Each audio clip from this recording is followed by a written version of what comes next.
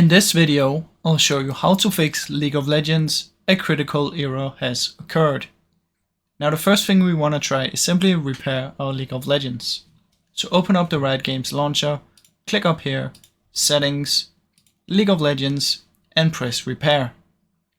After you've done that, what you want to do is open up Discord, go to User Settings, scroll down until you find Game Overlay, and make sure you disable Game Overlay.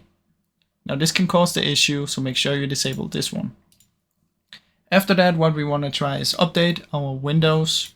So search for update, Windows Update, open up this one and see if you have any updates.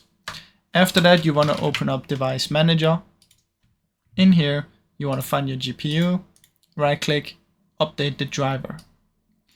Now after this, what you want to do is find your League of Legends. I have mine right here, right click on it, Properties, Compatibility, and activate these two.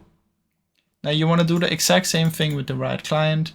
So head over to Riot client and activate these two. Now hopefully this should solve your issue. If it didn't, what I recommend is simply doing a clean reinstall of League of Legends.